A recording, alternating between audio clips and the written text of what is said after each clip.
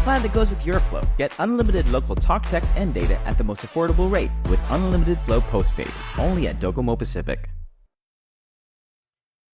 Every meal decision for me is a battle between taste and getting fat, not to mention price. So when Wendy's Guam tells me that I can have my salad with a protein-packed tonki of chili over crispy chips and a tangy sauce for under $10 with 30 grams of protein and nutrients that matter, I'm there.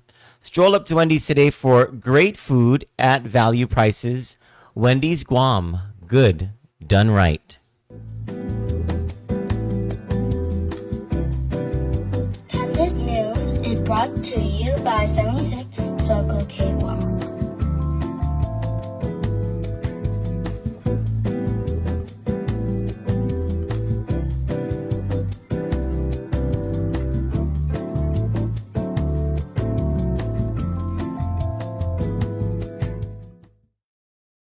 The Republicans are coming. The Republicans are coming. I remember it was 2004. It was the Republican National Convention in Manhattan at Madison Square Garden. And I was one of the delegates. I had this great opportunity, just once in a lifetime opportunity. This was the re-election of George W. Bush. And it wasn't just my first time to go to my only time to go to a major party convention. It was also my first time in mainland United States. And the very first place I went to was New York City. And New York City is just a bastion for Democrats. The Republicans were not very wanted in New York City.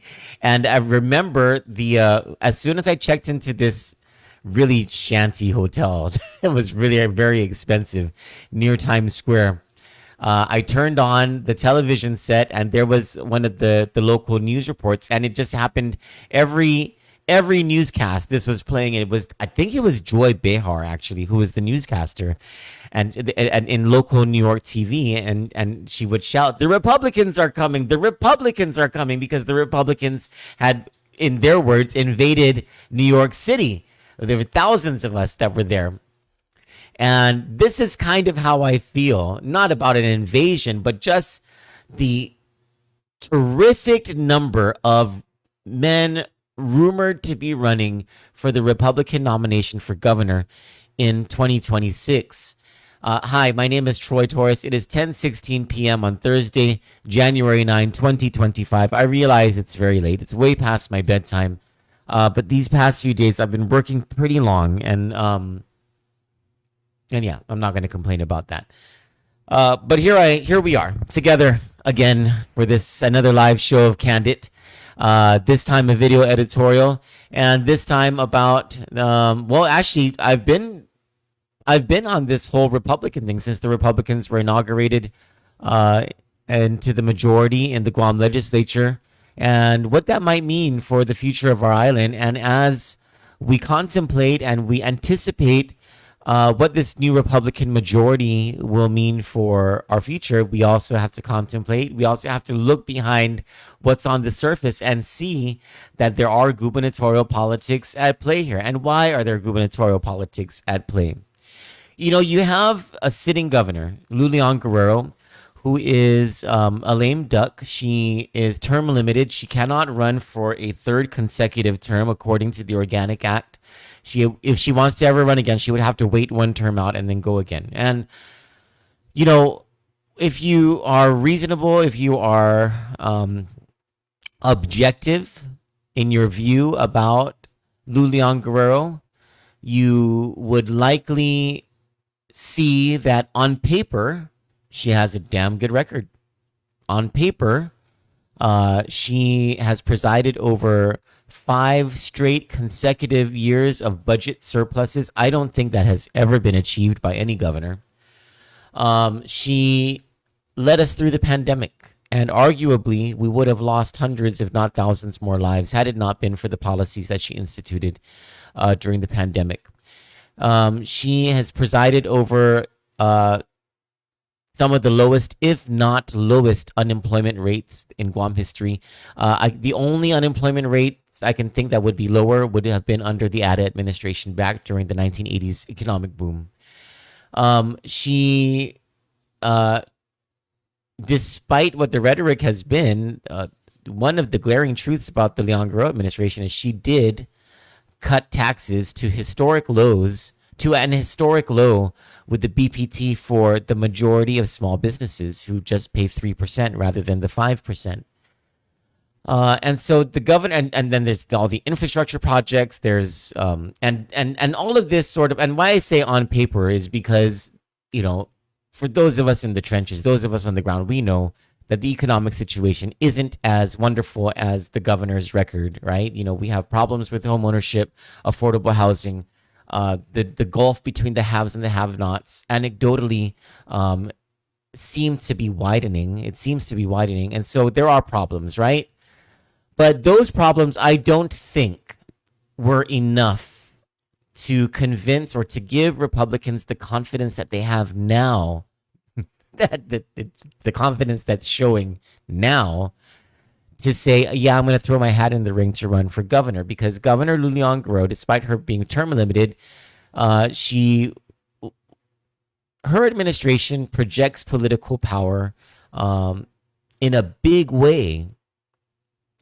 And a lot of that has to do with her record. A lot of that has to do with the number of people who were hired into the administration because of their political patronage and, you know, the tit for tat and the cronyism and all that stuff, right? That every administration has. The Leon Guerrero administration has been no different. But what I think has propelled interest from 7 men, and the ones who have announced already are Charlie Hermosa and Marcel Camacho. The ones who have been rumored to be wanting to or exploring gubernatorial run: Speaker Frank Blas, Vice Speaker Tony Ada, former Lieutenant Governor Mike Cruz, former Lieutenant Governor Kaleo Moylan, and there's one more. Oh, Attorney General Doug Moylan. And I think that the only reason that these guys are getting a little more out there in their,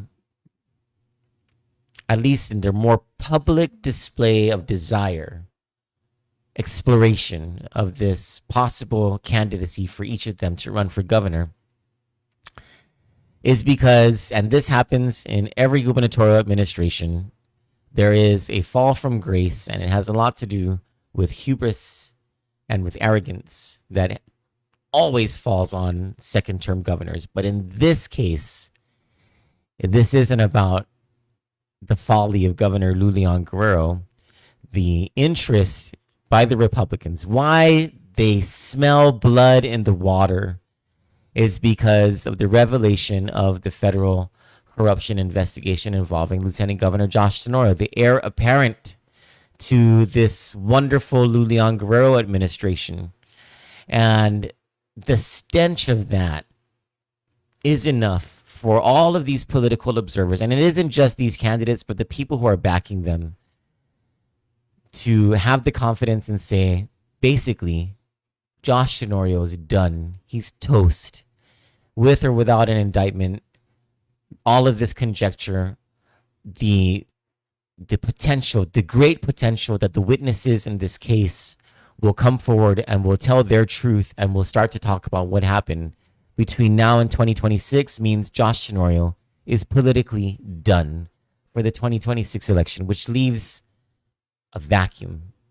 And yes, on the Democrat side, that vacuum is probably going to be filled by Therese Terlahi and Chris Barnett, by Tina Munoz-Barnes and ex-candidate, by Joe San Augustine and ex-candidate, maybe even by Dennis Rodriguez, an ex-candidate.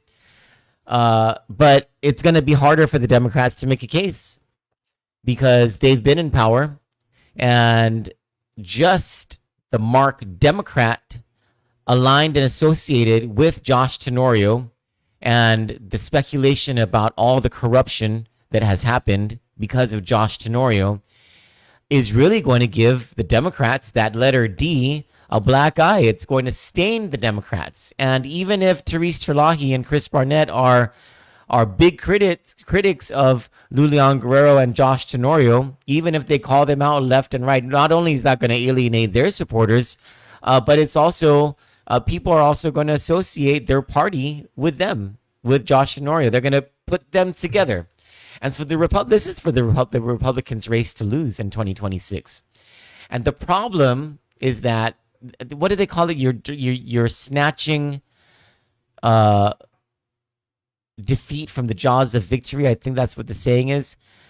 If there was one Republican candidate going in to the primary election in 2026, I would say with a whole lot of confidence, I'd be like, yeah, that Republican's going to win for governor. Yeah, after this whole Josh Sonorio thing, it's going to be that Republican.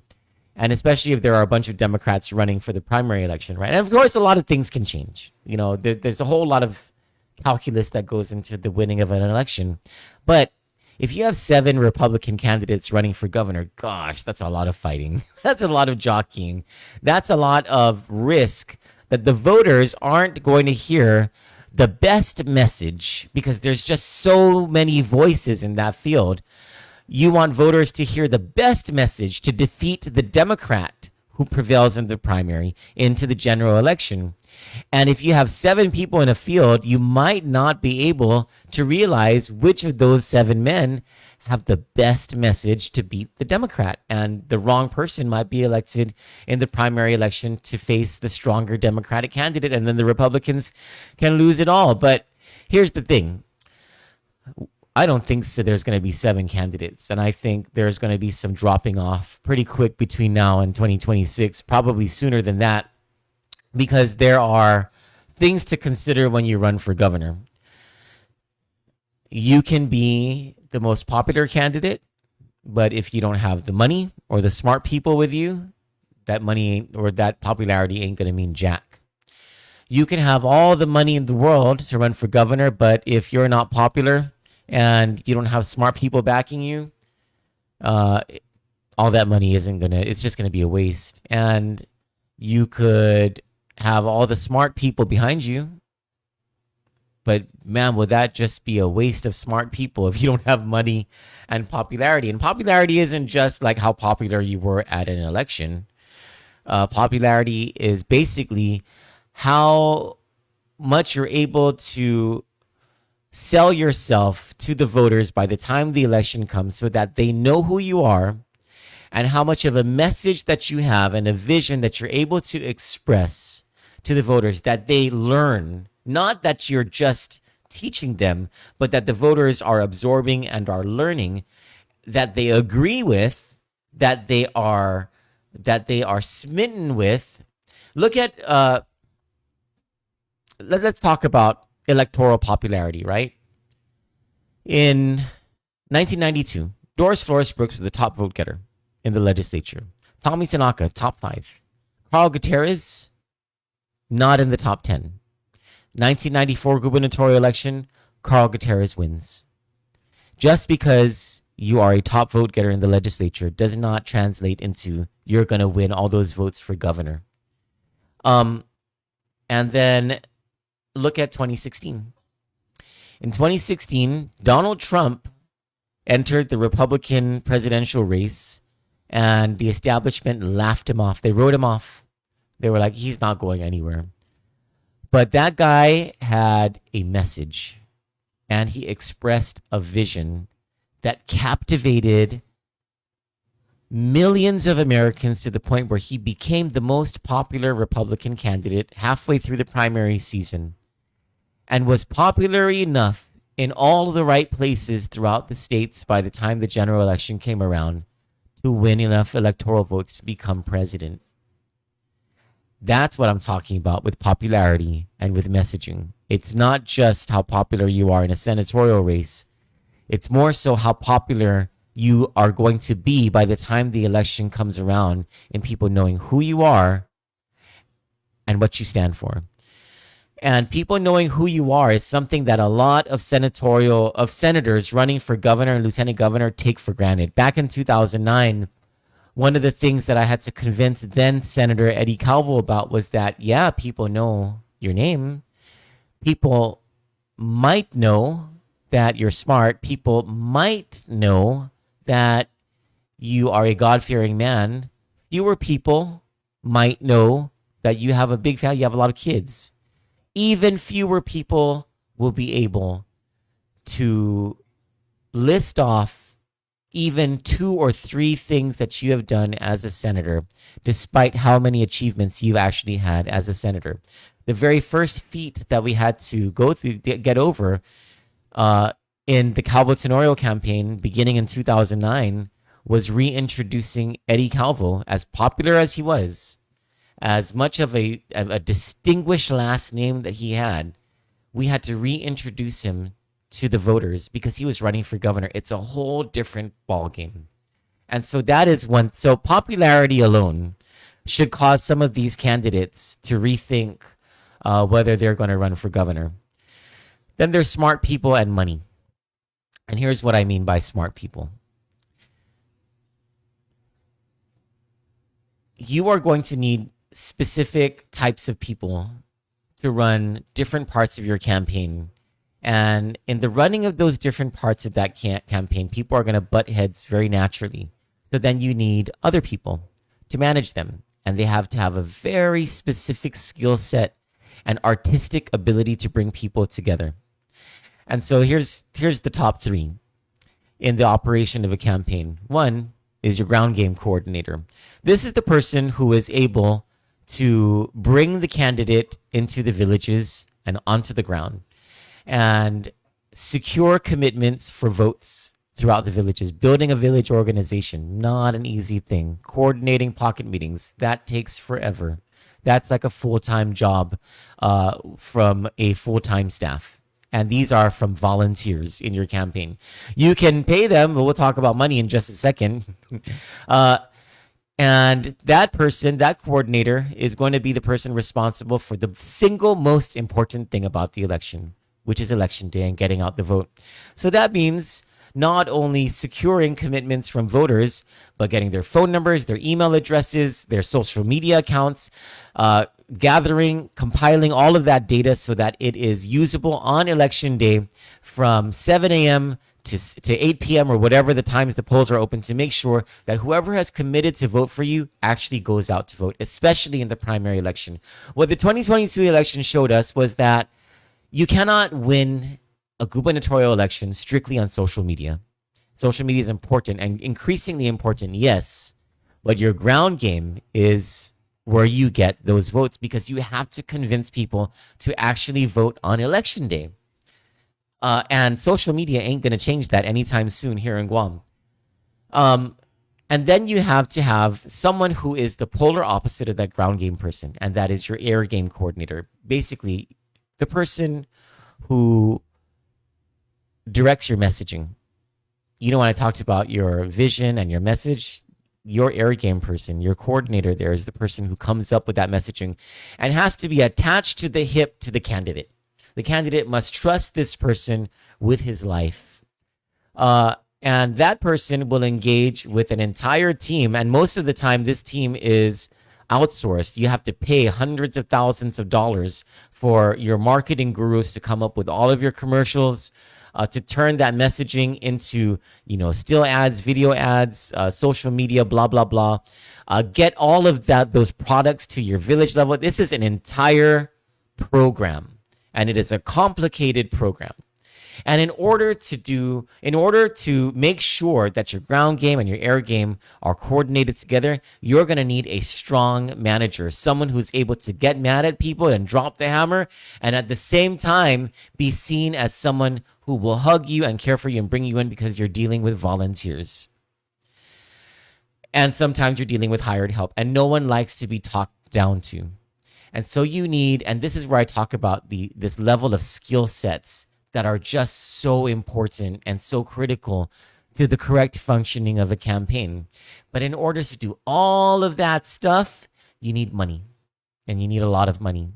And people are not, and you need money and because of campaign finance laws, there's a limited way for your campaign to get money, such that you need to have a whole bunch of people trust you with a lot of their money. And people don't just throw their money away. People need to be approached by people they trust, people who have power and influence normally, people who have credibility, And it's not going to be the candidate who's asking for this money. You don't want your candidate asking for money. That puts your candidate in a conflict of interest situation up the wazoo. You really don't want a candidate like I would not trust a candidate who asks for $1,000 donations. A candidate who says, "Come to my $20 fundraiser," sure.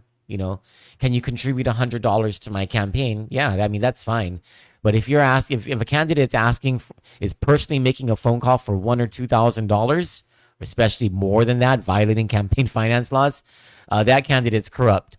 And so you're going to need a fundraising committee with a coordinator, but that fundraising committee and coordinator is just doing the logistics, just doing all the stuff that higher level people who are trustworthy, credible in the community, and have power and influence are directing.